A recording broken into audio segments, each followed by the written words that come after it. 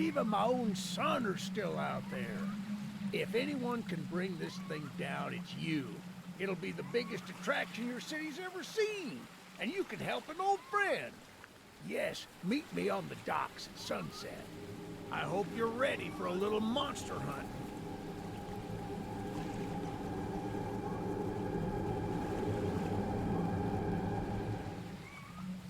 Hey kids, it's me, Connor, and today I'm going to talk about what else? Fortnite! Nah, I'm just kidding, it's Choo Choo Charles. You probably figured that out looking at the title of the video. Choo Choo Charles came out just a couple days ago and it is taking the internet by storm? A severe weather event, to say the least. This is a first-person horror game where you travel to an island to fight and hopefully eventually kill Charles, a horrifying demon train monster that eats people. This is our punishment from God for when Little Caesars discontinued the pizza by the foot. Choo Choo Charles costs $20 USD and was developed by one guy. Set your expectations accordingly. The gameplay loop around Choo Choo Charles involves traveling around the island and doing various quests for characters in exchange for weapons and scrap needed to upgrade your train. Ultimately, the goal is to completely upgrade your train and kick off a final battle with Charles where he will fight to the death. There is a lockpicking minigame that revolves around simply timing your button presses and some stealth elements to the game. More on that later. One positive I will say about Choo Choo Charles is that the game nails the atmosphere. The island is dark and desolate, and the music score gives it that creepy edge. You never really know when Charles is going to attack, but you damn sure know when he's nearby, and the game lets you know when you should be hightailing it out of there.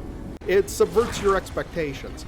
You would think that the game would sick Charles on you every time you pick up a quest item, but then he doesn't show up.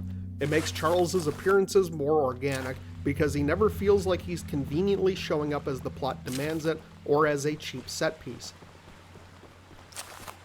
The worst part about Choo Choo Charles is the difficulty. It is not by any stretch of the imagination a hard game, and it's almost misleading in the first act as your encounter with Charles after the tutorial will definitely get you killed.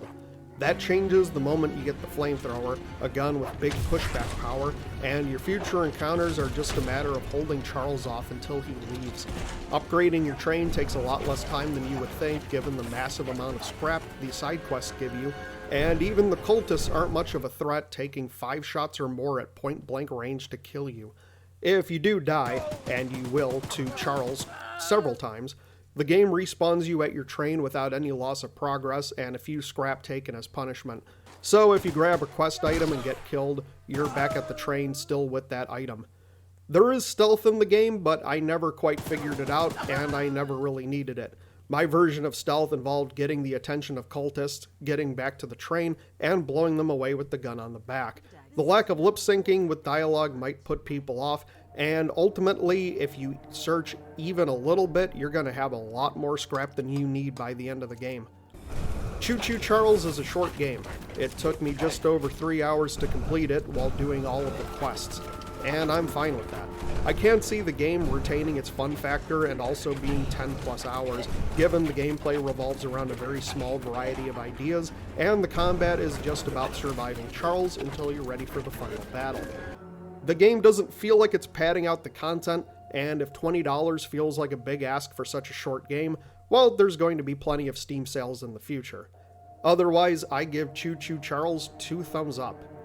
Like and subscribe for more of these video reviews.